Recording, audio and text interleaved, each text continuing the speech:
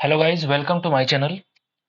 दोस्तों, आज की वीडियो में हम लोग सीजीएल 2023 जो पेपर हुआ था टीयर 1 का, उसका हम लोग 14 जुलाई का शिफ्ट 4 इसके पेपर का मैथ्स का सॉल्यूशन करने वाले हैं। जैसा कि आपको पहले से मालूम है कि हम लोग 3 शिफ्ट का सॉल्यूशन कर चुके हैं, ठीक है। और ये 14 जुलाई का 4th शिफ्ट का सॉल्यूशन होगा मैथमेटिक्स का। तो आइए शुरू करते हैं। मेरा नाम बबलू सोनी है। अगर आप चाहें तो इस चैनल को सब्सक्राइब कर सकते हैं ताकि प्रीवियस ईयर सॉल्यूशन आपको सॉल्व करने में आसानी हो। ठीक है, आइए मैथ्स की तरफ चलते हैं।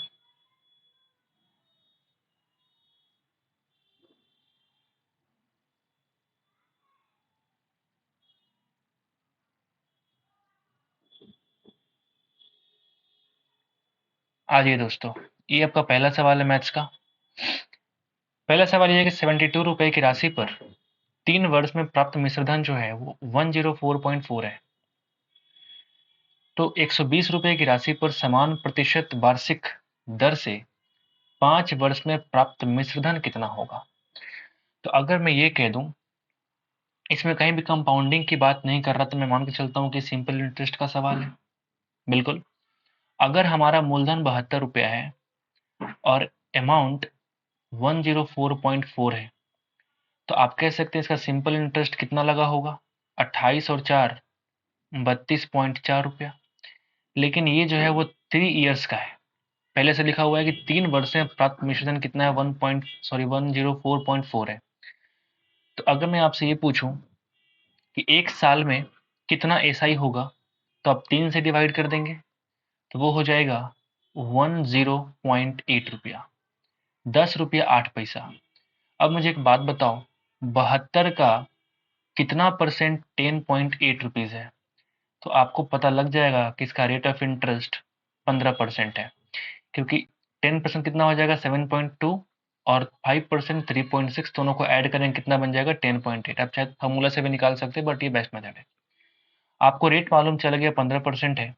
अब सवाल ये पूछा कि 120 रुपए की राशि पर, ठीक है, 5 वर्ष में 15% के हिसाब से, तो 15 गुना 5 यानी 75% तो इसका इंटरेस्ट होगा। और चूंकि इसका हमसे पूछ रहा है मिश्रधन, तो 175/100। क्या ये सही है? अगर ये 6 से कट रहा है तो ये 5 से कटेगा, और ये 5 से कट जाएगा, 5 गुना 3 और ये 5।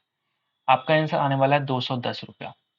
आसान सवाल, बट थोड़ा ट्रिकी सवाल।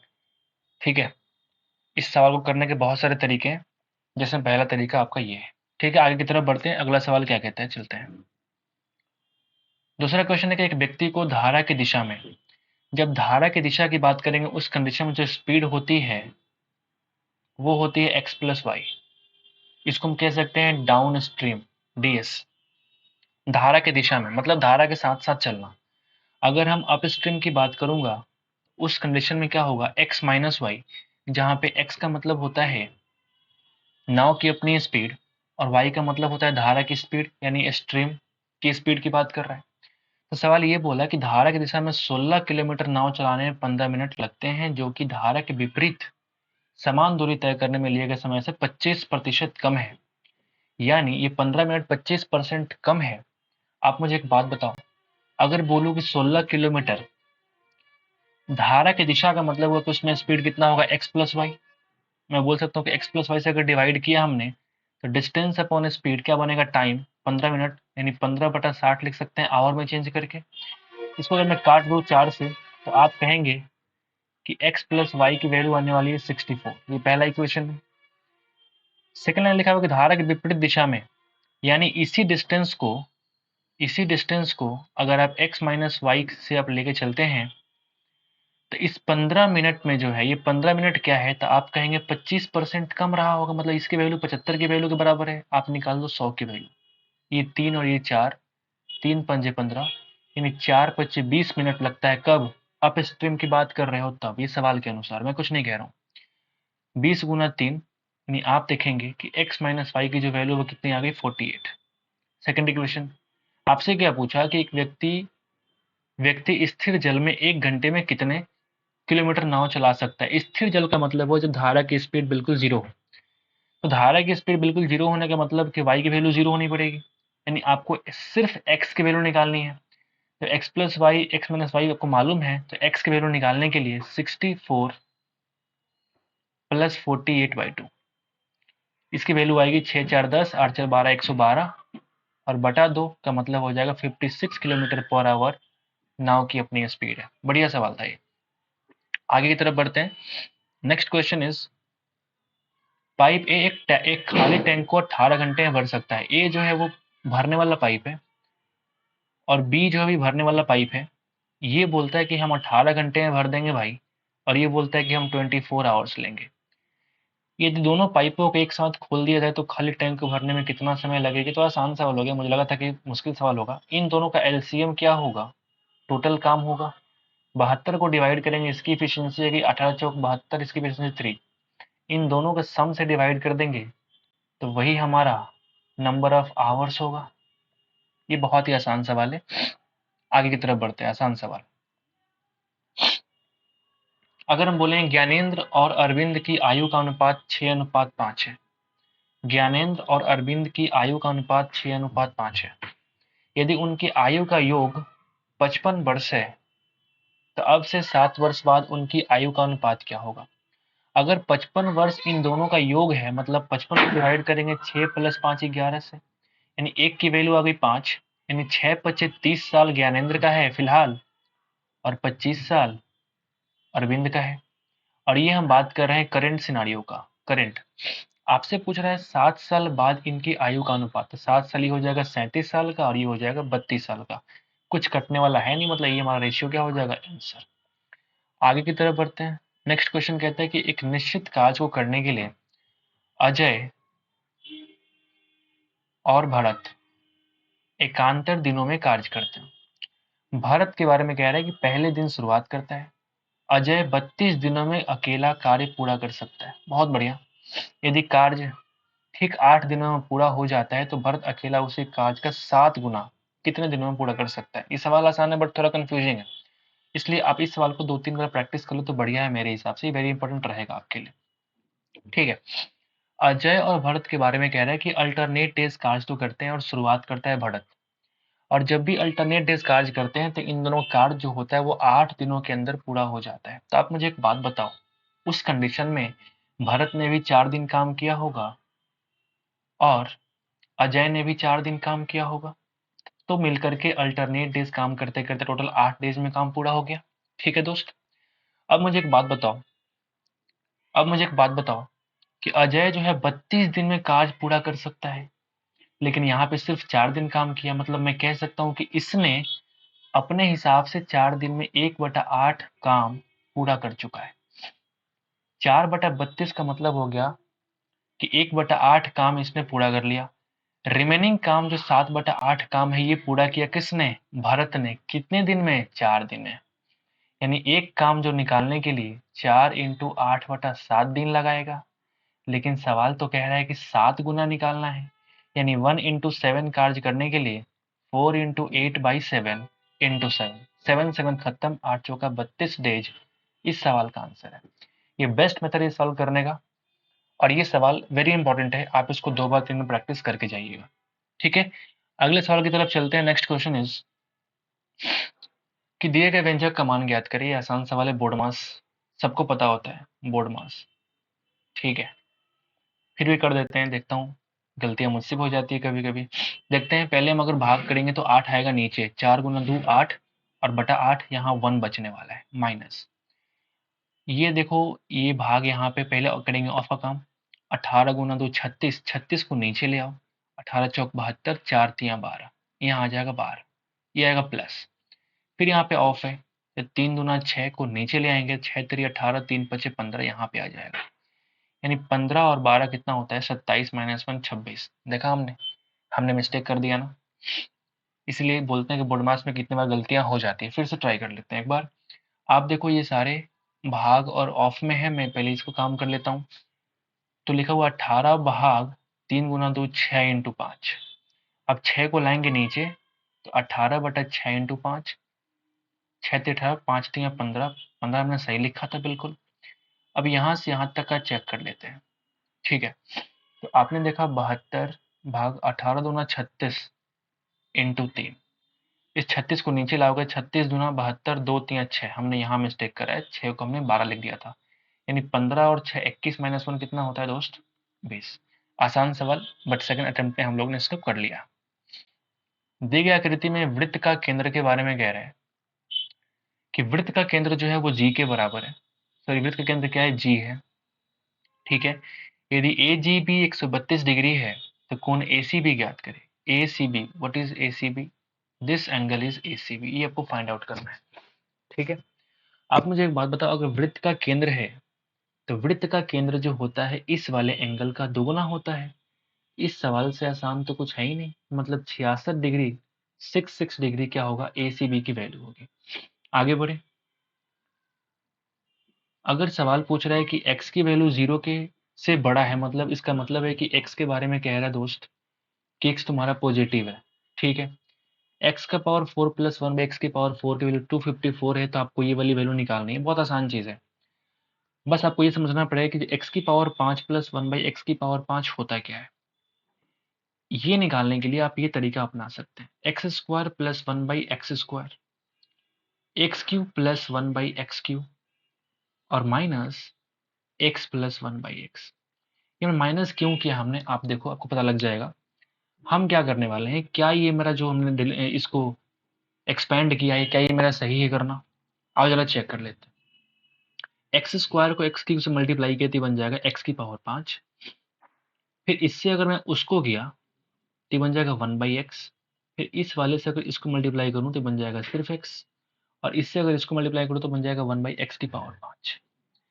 ठीक है, और minus x plus 1 by x, यानी माइनस एक्स से माइनस कटेगा और माइनस 1 बाई एक्स से प्लस 1 बाई एक्स कट जाएगा, यानी इसकी वैल्यू कितनी आ जाएगी? एक्स का पावर 5 प्लस 1 बाई एक्स की पावर 5। क्या ये वाला आर एच एस क्या एल एच एस के बराबर हुआ कि नहीं हुआ? बिल्कुल हुआ। लेकिन क्या ऐसा करना, हमने क्यों ऐसा किया? क्योंकि एक्स की पावर 2 प्लस 1 बाई एक्स की पावर 2 निकालना आसान है, एक्स की पावर 3 प्लस 1 एक्स की पावर 3 निकालना भी आसान है, इसलिए इसको इस तरीके से तोड़ना भी आसान है। आप मुझे बताओ, इसको हम बैक की तरफ चलते हैं, x square plus 1 by x square कितना होगा?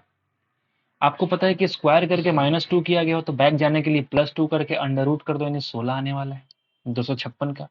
अगर हम सिर्फ x प्लस 1 बाई एक्स की बात करें तो फिर से आप +2 करके अंडर रूट करोगे, यानी 18। 18 का मतलब होता है 3√2। होगा कि नहीं होगा? अब एक और काम करना बाकी है, 2 की वैल्यू मिल चुकी है, हमें पता है कि x cube plus 1 by x cube निकालना होता है। इस वाले कंडीशन में क्या करते हैं, इस वाले वैल्यू को क्यूब करके 3 टाइम्स इसी वैल्यू को माइनस करते हैं, यानी अंडर रूट 18 कॉमन आ जाएगा, यहाँ बचेगा 18 माइनस 3, यानी ये बन जाएगा 15 रूट 18 का मतलब 3√2। ये बच जाएगा 15 गुणा 3 45√2। अभी मेरा आंसर नहीं आया, आंसर तब आएगा जब हम लोग इस वाले में अंदर हम लोग क्या करेंगे, वैल्यू पुटिंग करेंगे। ठीक है, आइए वैल्यू पुटिंग कर लेते हैं। तो आप देखो, एक्स स्क्वायर की जो वैल्यू है वो है 16 इंटू 45√2 और minus x plus 1 by x की वैल्यू है 3√2। अगर हम √2 कॉमन निकालेंगे तो 16 पचे 80, 8 16 चौक 64 और 8 72 -3, यानी 717√2। ये तुम्हारे सवाल का आंसर है। ये बेहतरीन सवाल। अगर इस सवाल को इस तरीके से आप तोड़ना नहीं जानते हैं तो इस सवाल आपके लिए बहुत घातक साबित होने वाला है। ठीक है, तो इस तरीके को आप सीख लीजिए, बहुत ही बढ़िया सवाल, बहुत ही बढ़िया सवाल। ठीक है, आगे बढ़ते हैं।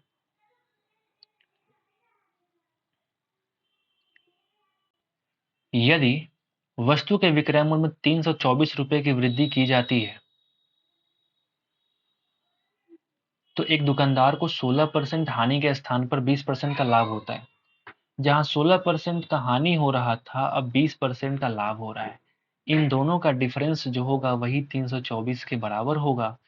वस्तु का क्रय मूल्य तो कहीं ना कहीं 100 रुपया रहा होगा, क्योंकि इसी को बेस मान करके विक्रय मूल्य 1 ये रहा होगा, विक्रय मूल्य 2 ये रहा होगा।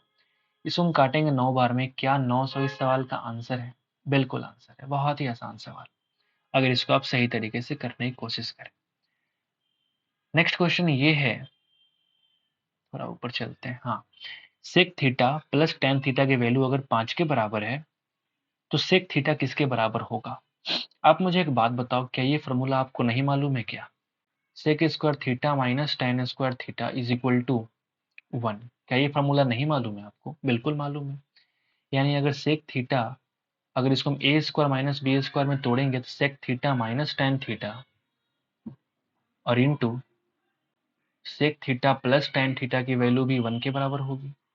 अगर मुझे ये वाली वैल्यू निकालनी है तो क्या हो जाएगा, 1 upon sec theta plus tan theta, और इसकी वैल्यू 5 दे रखी है, मतलब मैं कह सकता हूँ कि इसकी वैल्यू 1/5 के बराबर होगी। होगी कि नहीं होगी? बिल्कुल होगी। अब इन दोनों का हम यूज करने वाले हैं।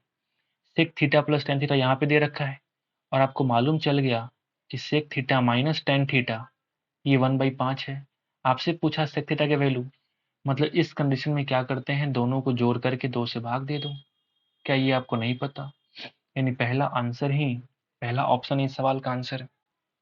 ठीक है, इसको सॉल्व करके भी इसका आंसर लिख सकते थे, लेकिन चूंकि आंसर हमारा ऑप्शन में दे रखा है ऐसे ही, तो हमने क्यों सॉल्व करना है, इसी को लेके हम लोग आगे बढ़ जाते हैं। ठीक है, आगे की तरफ चलते हैं, थोड़ा कलर चेंज कर लेते हैं, परिवर्तन जरूरी है। ठीक है, अरे यार थोड़ा थोड़ा धीरे हो जा भाई।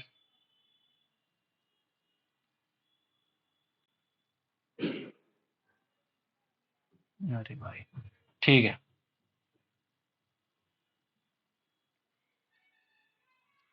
15%, 20% और 25% की 3 क्रमिक छूटें प्रदान की जाती है, तो परसेंट में निवल छूट ज्ञात करें। ठीक है, जो डिस्काउंट होगा एक्यूरेट सक्सेसिव डिस्काउंट कहते हैं। 3 लगातार छूट दिया आपने, इसके बहुत सारे तरीके हो सकते हैं, आपको पता है। ठीक है, लेकिन जो आप सिंपल तरीके दो दो करके आप निकाल सकते हैं। अगर 15 और 20% का मैं निकालने की कोशिश करूं तो आप बताओ कितना हो जाएगा। तो 15 + 20 माइनस 15 × 20 बाई 100। ठीक है, 20×5 = 100, 5 × 3 = 15, ये बचेगा 35 - 3 यानी कि 32%। इन दोनों का निवल छूट हुआ। अगर मैं इसको भी शामिल कर लूँ तो 32 + 25 माइनस 32 × 25/100, 25 चौका 100, 8 चौका 32, यानी ये बनने वाला है भाई 3 दो 5, 57 में से 8 कम करोगे यानी कि 49% इसका निवल छूट होगा। ठीक है, और भी तरीके हैं इसे कैसे, मैं बता रहा हूँ आपको। अगर आपको 3 लगातार छूट दिया जाए, मान लिया हमने कि एक्यूरेट वैल्यू हमारा 100 है, पहला छूट अगर 20% लेके चला हमने तो ये घट के हो जाएगा 80, लेकिन सेकंड छूट फिर से आपको 25% दे रखा है, यानी 25% और कम किया तो ये हो जाएगा 60, क्योंकि 25% 80 का 20 होता है, हमने कम किया, अब ये हो गया 80। एक और डिस्काउंट था जिसका नाम है 15%। 60 का 15% कितना होता, तो आप कहेंगे 9, 6 + 3 6 हो जाएगा 10%, और 10 का आधा हो जाएगा 3, 9%। 9 और कम कर देंगे यानी 51%, यानी 100 रुपए की वस्तु को बेच रहा है 51 में, इसका मतलब 49% जरूर ही डिस्काउंट निवल छूट रही होगी, जो कि हमने यहाँ से निकाल चुके हैं। और वही चीज यहाँ पे, ये मेथड 1 मेथड 2, अब जो अच्छा लगे आप इसको कर सकते हैं। नेक्स्ट क्वेश्चन इज निम्नलिखित व्यंजक को हल कीजिए। ये बिल्कुल वही सवाल है बोर्डमास वाला। तो आप देखो जरा, पहले हम ब्रैकेट वाला काम कर लेते हैं। यहाँ देखो ब्रैकेट कितना हो जाएगा, तो 3 को भेजा हमने नीचे तो बच जाएगा, 3 से कटेगा 3 बार। ठीक है, 7 × 2 14 माइनस 5 और ये +3, तो 14 - 5 9 + 3 कितना हो जाएगा, 12। सही है क्या? आगे देखते हैं। ये बन जाएगा तुम्हारा डिवीजन में 4 + 2 6 का स्क्वायर 36 और गुना 2 38। क्या मैं गलत हूँ? मुझे फिर से एक बार चेक करना पड़ेगा। 7 × 2 14, 14 + 3 17 - 5 12, डिवाइड किया 6 के स्क्वायर इंटू 2, यानी ये बन जाएगा 6 का स्क्वायर 36 इंटू 2। फिर अब डिवीजन को लाओ तो 12 नीचे आ जाएगा 36 इंटू 2, 12 × 3 36, यानी 2/3 इस सवाल का आंसर है। इस तरह का सवाल मेरा दिमाग थोड़ा स्लो हो जाता है, क्योंकि बोर्ड मास में बहुत सारी गलतियां करने की चांसेस बहुत ज़्यादा होते हैं। ठीक है, तो इस तरह के सवालों को फास्ट ना करें, क्योंकि क्वेश्चन तो आसान होता है और फास्ट करने के चक्कर में क्या होता है, गलती हो जाता है। वैदिक की मासिक आय, ठीक है, वैदिक की मासिक आय और व्यय का बीच अनुपात। आय का मतलब होता है इनकम और एक्सपेंडिचर, ये आपकी दे रखी है रेशियो कितना, 8:5। ठीक है, यदि इसकी आय में 20% की वृद्धि होती है और व्यय में 30% की वृद्धि होती है, बिल्कुल ठीक है। तो इस 8:5 को हम 80:50 करने वाले हैं, क्योंकि इसको रेशियो निकालना, सॉरी परसेंटेज निकालना आसान होगा। आप बताओ, ये पहले का रेशियो था, जब 20% की वृद्धि हो गई तो 8 दूना 16 यानी कि ये बन गया 96, और 30% की वृद्धि होने का मतलब 5 तिया 15 यानी कि 65 बन गया। जब 80 रुपये कमाता था, 50 खर्च करता था, उस कंडीशन में जो सेविंग थी वो कितनी थी आप बताओ? तो आप कहेंगे 30। अब कितनी सेविंग है आप बताओ? 31। यानी 30 से 31 हो गई सेविंग, यानी 1 का इंक्रीमेंट हुआ आउट ऑफ 30। इसका परसेंटेज आप निकाल दो, वही आपसे पूछ रहा है। 10/3 का मतलब होता है 3 इंटीजर 1/3%, और ये इस सवाल का आंसर है। हमको पहले से मालूम है कि 30 से 31 हुआ, इसका मतलब क्या हुआ है? इंक्रीमेंट हुआ है। और इंक्रीमेंट किस में हुआ है? तो आप कहेंगे सेविंग बैलेंस में। ठीक है, वही आपसे पूछ रहा है। 3 इंटीजर 1/3%। 55 लीटर के मिश्रण में फलों का रस और पानी, आपसे पूछा रस और पानी का जो अनुपात है वो 4:1 है। अब मिश्रण की वैल्यू है कि इतनी, तो आप कहेंगे 55 लीटर। टोटल 55 में अगर हम 5 से डिवाइड करते हैं तो एक की वैल्यू आ जाएगी 5, सॉरी 5 11, 11 वैल्यू आ गई। यानी हम कह सकते हैं कि 44 लीटर पानी और 11 लीटर, 44 लीटर रस और 11 लीटर कितना हो जाएगा? पानी। आपसे पूछा कि मिश्रण अनुपात अगर 2:1 बनाया जाए तो और कितना पानी मिलाना चाहिए 2:1 करने के लिए? मतलब इसकी वैल्यू अगर 2 के बराबर हो जाए तो एक की वैल्यू कितनी? 22। यानी एक इसको वैल्यू 22 होना पड़ेगा, और 22 होने के लिए प्लस 11 लीटर और पानी को ऐड करना पड़ेगा। आसान सवाल, बट बढ़िया सवाल। हाँ, ये बढ़िया सवाल है, मुझे उम्मीद है। एक पुलिसकर्मी जो है एक चोर का पीछा करता है। ठीक है, एक पुलिसकर्मी भाई साहब है जो किसी चोर का पीछा करते हैं, जो उससे 1250 मीटर आगे है। मतलब यहाँ से इसके बीच का जो डिस्टेंस है वो कितना है? तो आप कहेंगे 1250 मीटर। ठीक है, पुलिसकर्मी और चोर क्रमशः 10 किलोमीटर पर आवर। जो पुलिस है वो ऑफ कोर्स तेज स्पीड से भागेगा, तब तो चोर के पकड़ पाएगा, और चोर की स्पीड है कि इतनी 8 किलोमीटर पर आवर। लेकिन स्टार्टिंग में चोर थोड़ा आगे था, कितना? 1250 मीटर। पुलिस कर्मी द्वारा पकड़े जाने से पहले चोर द्वारा तय की गई दूरी कितनी है? मान लिया चोर यहाँ से भागना शुरू किया, और सॉरी पुलिस यहाँ से भाग रहा है, तो कहीं ना कहीं चोर यहाँ से यहाँ भागा होगा, तब तक पुलिस ने पकड़ लिया होगा। ये डिस्टेंस आपको फाइंड आउट करना है कि पकड़े जाने के पहले कितना इसने दूरी तय किया है। ठीक है, बढ़िया सवाल, आगे बढ़ते हैं। आपने देखा, इस तरह के सवाल को निकालने के लिए एक बार बताओ, टाइम कैसे निकालेंगे कि कितने टाइम पकड़े गया? डिस्टेंस निकालने के पहले हम टाइम निकाल लेते हैं, और ये टाइम कितना होता है? तो आप कहेंगे डिस्टेंस अपॉन स्पीड। डिस्टेंस आप कहेंगे रिलेटिव डिस्टेंस निकालने के लिए 1250 मीटर पहले से आगे था, और यहाँ जो स्पीड है वो 10 और 8 के रिलेटिव में होगा, जो कि same distance, sorry same direction में जा रहे हैं। तो जो रिलेटिव होगा वो कितना होगा? -10 -8 यानी 2 किलोमीटर पर आवर। चेंज किया 5 × 18, ये बन जाएगा मीटर पर सेकेंड। मीटर पर सेकेंड, ठीक है, मीटर पर सेकेंड। ओके, तो अगर आप काटेंगे तो 5 × 2 10, 10 से एक शून्य खत्म हो गया, यानी हम बोल सकते हैं 125 × 18। ये हमारा सेकंड में आ गया आंसर टाइम का।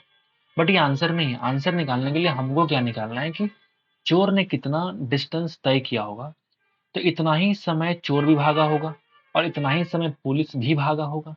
तो चोर का अगर मुझे डिस्टेंस निकालना है तो आप कहेंगे स्पीड इंटू टाइम। स्पीड तो आपको पहले से मालूम है कि 8 किलोमीटर पर आवर, मतलब 5/18 से मल्टीप्लाई किया तो मीटर पर सेकेंड। या फिर चूंकि डिस्टेंस हमारा 5 किलोमीटर में दे रखा है तो हम इसको मीटर पर सेकंड में चेंज ही नहीं करते। थोड़ा वेट कर लीजिए, बढ़िया सवाल है। स्पीड को हम छोड़ देते हैं किलोमीटर पर आवर में ही, और क्यों ना इस सेकंड को आवर में चेंज कर लिया जाए ताकि आवर से आवर कट जाए। तो 125 × 18, इसको हमने अगर 60 से डिवाइड किया तो सेकंड बन गया मिनट, फिर 60 से डिवाइड किया तो अब क्या बन गया? आर। क्या मेरा करना सही है? आओ जरा चेक करते हैं। ये कट जाएगा 5 से 12 बार में, ये कट जाएगा 5 से 25 बार में, ये 5 से 25 बार 5 बार में, और ये 5 से 12 बार, 12 × 1.5। ठीक है, और 1.5 को अगर हम 8 से मल्टीप्लाई करें तो हो जाएगा 12/12, यानी इसकी वैल्यू तो मुझे 1 आ चुकी है। मैंने कहीं तो मिस्टेक करा है। मैंने कहीं तो मिस्टेक किया है, आप मुझे बताओ मैंने कहाँ मिस्टेक किया है। 1250 मीटर डिस्टेंस हुआ, रिलेटिव कितना हो जाएगा 2, 2 × 5/18, 5 5 10 कट गया, 125 × 18 सेकेंड हो गया टाइम। इस सेकेंड में हमने क्या कर दिया, 125 × 18/60 × 60, ये कटेगा 25 25 125, और फिर ये कट जाएगा 12 पंजे 60, फिर 5 5 25, 12 पंजे 60, ये 12 से कट जाएगा 1.5 टाइम्स। ओके, यहाँ पे मैं 5 छूट रहा है ना भाई, देखो यहाँ 5 छूट रहा है ना, यानी 1 × 5 अगर मैंने किया था कितना हो जाएगा, 5 किलोमीटर। छोटी सी मिस्टेक पूरा रिवाइज करा देती है, मैथमेटिक्स के ही तो प्रॉफिट है। ठीक है, तो आप इस सवाल का आंसर बोल सकते हैं कि 5 किलोमीटर चोर भागा होगा पकड़े जाने से पहले। बहुत बढ़िया सवाल है ये, क्योंकि जब कन्वर्जन होता है ना मीटर पर सेकंड में किलोमीटर पर आवर में, तो उसमें से थोड़ा सवाल अच्छा हो जाता है। और फिर से ये सवाल करते हैं, सेक का मतलब होता है 1/cos, यानी हम बोल सकते हैं कि cos theta plus 1/cos theta की वैल्यू कितनी है, 32, और आपसे निकालना है cos square theta plus 1/cos square theta. याद करिए x plus 1/x, x square plus 1/x, यानी एक 32 का स्क्वायर माइनस 2, यानी कि 1022। इससे आसान सवाल अभी तक तो नहीं आया, बट कन्वर्ट कर दिया ट्रिगो में, थोड़ा आपको अजीब लग रहा होगा बट वो आसान था। एबीसी अकेले काम करते हुए एक कार्य को 12, 15 और 20 दिनों में पूरा कर सकते हैं। 12 डेज, 15 डेज और 20 डेज में पूरा कर सकते हैं। ये नंबर ऑफ डेज है, इतना डेज लगते हैं काम को पूरा होने में। यदि वे 4 दिन तक एक साथ मिलकर कार्य करें तो कितना कार्य शेष बचेगा। बहुत बढ़िया सवाल। आप इसका एलसीएम निकाल दो, जो एलसीएम आएगा वो टोटल वर्क होगा। आप मुझे बताओ एफिशिएंसी कितनी होगी, 12 × 10, 15 × 8, 20 × 6, ये इसकी एफिशिएंसी है। अगर हम एलसीएम 60 लिए होते, हमने 120 बता दिया, अगर हम 60 लिए होते तो उस कंडीशन में कितना होता, 5:4:3। अब चूंकि एक एक दिन में इनका ये एफिशिएंसी है, तो आपको 4 दिन में काम कराना है मिलकर, तो 5 4 9 3 12, 12 काम करते हैं एक दिन में, 4 दिन में काम करेंगे 48, यानी काम है 60, पूरा हो गया 48, यानी 12 बाकी है आउट ऑफ 60, यानी 1/5 काम बाकी है। आसान सवाल। आगे की तरफ बढ़ते हैं। निम्नलिखित सारणी 6 कारखानों द्वारा निर्मित मिठाइयों की संख्या प्रदर्शित करती है। तो 1998 में कारखाने PQR, 1998 किधर है, इधर PQR मिठाइयाँ, और उसी वर्ष कारखाने ST। अच्छा, अनुपात निकालना, आप जोड़ घटाव कर दो यार। तो 17 और 24 कितना होता है, 41, और 15 56, और ये 8 5 6 8। इन तीनों को जोड़ो आप, 17 और 13 30, और 19 49, और 7 2 11, यानी 501। क्या ये हमारा करना सही है? क्या हमने सही किया है क्या? नहीं, हमने मिस्टेक करा है, क्योंकि यहाँ पे 7 हमने छोड़ दिया है। आप देखो 17 और 13 होता है 30, यानी कि 307 हो गया। 307 और 192 में कितना होता है, 499। हमसे मिस्टेक हुआ। अब चूंकि जब ये कट नहीं रहा तो हम क्या बोलेंगे, ये हमारा रेशियो हो जाएगा, और ये रेशियो में दिख रहा है ऑप्शन में, इसका मतलब ये तुम्हारा आंसर है। आगे की तरफ बढ़ते हैं। निम्नलिखित को सरल कीजिए। आप बताओ AQ प्लस BQ साइन के फॉर्म में दे रखा है, लेकिन आपसे ये अलजेब्रा का सवाल पूछ रहा है। ये बन जाएगा A plus B A square plus B square minus AB, यानी इसको हम बोल सकते हैं कि ऊपर का वैल्यू जो होगा sine alpha plus cos alpha, यहाँ बन जाएगा sine square alpha plus cos square alpha, और minus sine alpha cos alpha, नीचे हो जाएगा साइन अल्फा कॉस अल्फा। इस पूरे से ये कट जाएगा, इसकी वैल्यू कितनी होती है आप बताओ, 1, यानी 1 minus sine alpha cos alpha इस सवाल का आंसर है। बढ़िया सवाल। ज्यादा स्पीड चला गया क्या, 1 मिनट, थोड़ा ऊपर चलते। क्या वही सवाल था ना पिछला? हाँ ठीक है, आगे की तरफ बढ़ते हैं। जो अगला सवाल है ये आपका सवाल है। आप देख सकते हैं कि 2018 में भी सभी कंपनियों का औसत बिक्री ज्ञात करना है। ये दिया हुआ 1000 पर दिया हुआ है, मतलब 25,000 है, ये 30,000 है, ये 55,000, और ये 70,000। इन सब का औसत बिक्री निकालने के लिए मतलब जोड़ करके 4 से डिवाइड कर दो। जोड़ने पे कितना आ रहा है? 70, 55, 130, 25, 180 बाई 4 यानी 55। और चूंकि ये 1000 दे रखा है, मतलब के 55,000 इस सवाल का क्या है? आंसर है। क्या मिस्टेक करा है? सॉरी सॉरी, ये 55 नहीं बल्कि 45 होगा। 180 को हम डिवाइड करेंगे 4 से, तो ये बन जाएगा 45,000। नेक्स्ट क्वेश्चन आसान था ये, ठीक है। एक वृत्त में 14 सेंटीमीटर लंबी जीवा वृत्त के केंद्र से 24 सेंटीमीटर की दूरी पर है। आपसे बोला कि एक सर्कल है, ठीक है। क्या है भाई?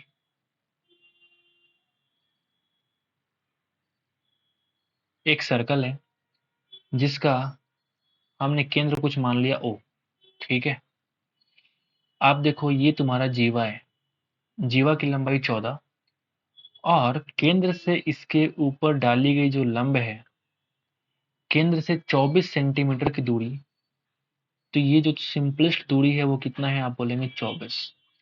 अगर ये पूरा अगर ये पूरा 14 सेंटीमीटर है, तो यहां से यहां तक की लंबाई कितनी होगी? 7। आपसे पूछा रेडियस बता दो। क्या रेडियस निकालना बहुत मुश्किल है क्या? लगा दो पाइथागोरस। पाइथागोरस लगाएंगे, आपको आंसर मिल जाएगा 25 सेंटीमीटर। इतना इलेबोरेट करने की जरूरत ही नहीं थी मुझे इस सवाल को, देखते ही पता लग जाता है कि हाँ सवाल का आंसर क्या होने वाला है, ठीक है। आगे बढ़ते हैं। रानू 12 सेंटीमीटर व्यास और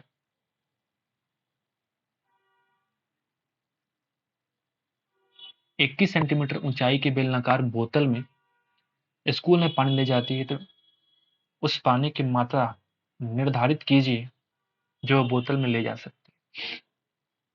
इस कंडीशन में क्या निकालते हैं? वॉल्यूम, आयतन। किसी बर्तन में कितने सामान आ सकते हैं, दैट इज कॉल्ड वॉल्यूम, आयतन।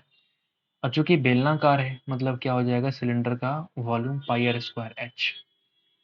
पाई की वैल्यू 22/7, आर का वैल्यू 12/2 यानी कि 6, चूंकि 12 व्यास था। एच की वैल्यू 21, 7 गुना 3 से काट दीजिए। आइए जरा मल्टीप्लाई करते हैं। 32 गुना 6 132 और 6 गुना 3 18। आप बताओ 18 गुना 36, अंतिम डिजिट 6 है। सारे ऑप्शन में 6 सिर्फ एक में ही है, हम इसको फटाफट मार के निकल जाएंगे। बाकी आप मल्टीप्लाई कर लो। 18 गुना 2 36, कैरी हो गया 3, 18 3 54 और 3 57, हाथ में रहा 5, 18 और 5 23। ये तुम्हारा वॉल्यूम निकल चुका है, यानी इतना सेंटीमीटर क्यूब पानी लेके जा सकते हो उस बोतल में। नेक्स्ट क्वेश्चन, ये तुम्हें दिया है कॉन्ग्रुएंट ट्रायंगल्स, तो आपसे पूछा है कि एम एक्स पी का मान क्या होगा? M plus x plus p, ठीक है। M plus x plus p की वैल्यू आपको फाइंड आउट करनी है। एम किधर है पहले बताओ? एम दिख रहा है आपको इधर। अब मुझे एक बात बताओ, किस, सॉरी, एक मिनट बस, ठीक है। एक बात बताओ, एक्स वाई को हम किससे कंपैरिजन करेंगे? तो आप इस ट्रायंगल में देखो, एक्स वाई कंपैरिजन होगा एल एम से। Where is l m? L m, l m इधर है। कंफ्यूज नहीं होना है कि साइड अगर इधर तक इस इधर वाले से हम कंपेयर कर लेते हैं, ऐसा नहीं है। हमें देखना पड़ेगा किस साइड के इक्वल कौन सा साइड होने वाला है। तो एक्स वाई के बराबर होगा एल एम, यानी एक्स वाई की वैल्यू है 2m+1। 2m+1 जो कि 5 के बराबर होगी, तो m की वैल्यू 5 माइनस 1 4/2 यानी कि 2। यानी m की वैल्यू कितना आ जाएगा? 2 प्लस x निकालना है। x है किधर? आप मुझे बताओ x किधर है? इधर है x, दिख रहा है आपको? ठीक है। अगर आपको आर एल निकालना है, आर एल, तो आर एल है किधर? Where is r l? First और लास्ट, यानी जेड और एक्स की बात करेंगे। Where is x z? This is x z, 7 के बराबर। यानी हम बोल सकते हैं कि 2x-1 7 के बराबर, यानी x की वैल्यू कितनी आएगी? 7 + 1 8/2 यानी कि 4। यानी x की वैल्यू आ जाएगी यहाँ पे 4 प्लस p निकालना है। Where is p? 2p+2 कितने के बराबर होगा आप बता दो? एक ही बचा हुआ है जो कि 5 के बराबर, यानी p की जो वैल्यू होगी वो कितने होने वाली है आप बताओ? 2p+2 yz, यानी yz इधर है।